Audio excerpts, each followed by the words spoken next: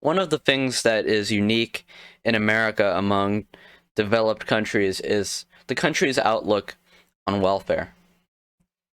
Now, America's outlook on welfare has been changing recently with people like Bernie Sanders and AOC entering the political sphere and moving a lot of people to the left on many issues, and captivating a lot of young people and mobilizing them in support of things like welfare, progressive ideas in general. One of those people is myself. I started off, being a big fan of Bernie Sanders, what he had to say. The country is starting to change a little bit, and ideas like Medicare for all, and even a universal basic income are becoming big issues. Now, America, even around like 100 years ago in the 1930s, a little less than 100 years ago, when America was recovering from the Great Depression, one of the biggest welfare programs was introduced, known as the New Deal, which was crucial in helping the country recover from the Great Depression, which had been caused by lack of regulation and lack of a social safety net. And this is one of the most famous and popular programs in the history of the country. And while welfare had put its roots down in both Republican and Democratic parties, after the New Deal, this started to change with the dawn of the moral majority and the Reagan Revolution in the 1980s, and continuing with Bill Clinton and the third way neoliberal Democrats in the 90s. Welfare was heavily demonized. I mean, Bill Clinton even said that he famously said this, he's going to end welfare as we have come to know it. And, Democrats are usually known to be more supportive. I mean, Democrats have also been responsible for massive austerity, but they've known to be a little bit more supportive of welfare than Republicans. But it was the Democrats under Bill Clinton that really hurt welfare in America the most. With just one policy to mention that allowed states to reallocate their welfare funds and use it for other state issues, which was disastrous in many conservative states, which completely bankrupted welfare, and led to many people not having access to essential funds that they needed to survive. And it was just a disaster. And even Bill Clinton admitted that many of his proposals regarding welfare were a mistake. Now, as you can see the image I have here, I don't have a face cam, so I've been using these like silly little images. I'm going to try to get a face cam soon, but that's beside the point. So it shows employment going one way and welfare going the opposite way.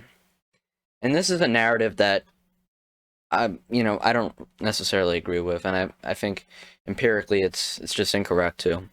So let's talk about welfare and employment, how welfare affects income and employment.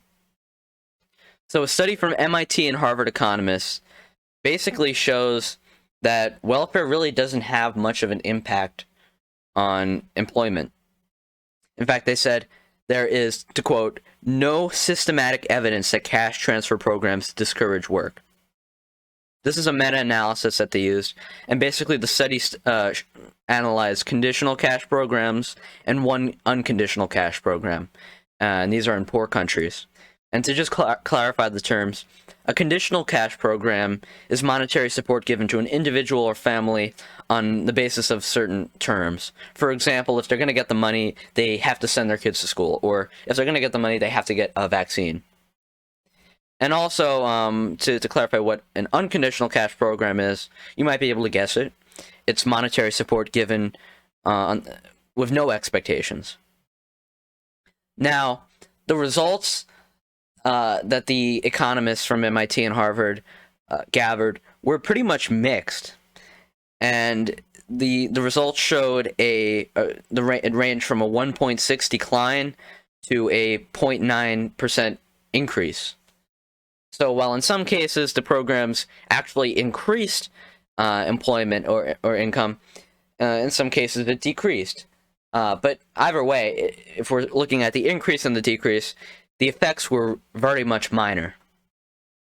And I know this meta-analysis is focusing on programs from third world countries, like Morocco and Mexico, which is, you might say, oh, well, that's not comparable to the U.S. So we can look at Canada.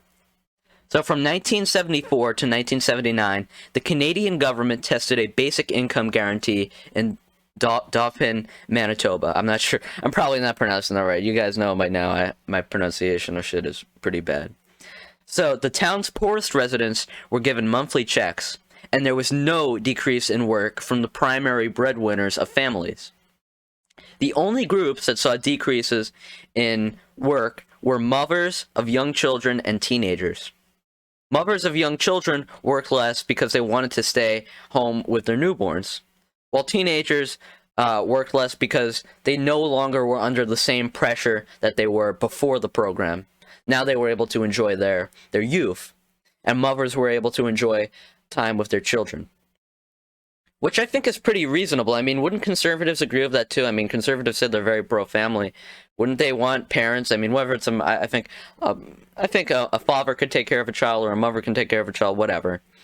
You know, they should be able to do that. And what it showed was this program, this welfare program in Canada, was able to help families do that, where children weren't forced to work. Like, kids are forced to work at McDonald's when they're in school. Like that, you know, I don't think that we should have to force kids to do that.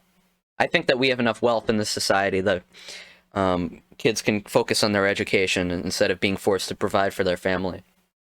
And that's what this experiment showed. Now you might say, oh, well, the US isn't Canada, so, you know, we can't base anything off of what happened in Canada. Okay, well, let's look at the US.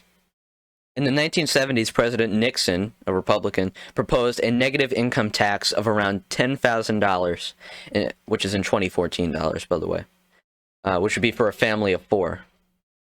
And this would be taxed away at a 50% rate until families earning above $20,000 stopped getting benefits. These metrics are a little strange to me. I mean, they might just be very modest, but I really don't know with inflation how different things would be if this is completely adjusted for inflation. So, but yeah, let's go on. So the negative income tax, to clarify, sends money back to the taxpayer. It's like a refundable tax credit, but the payment reduces as income rises.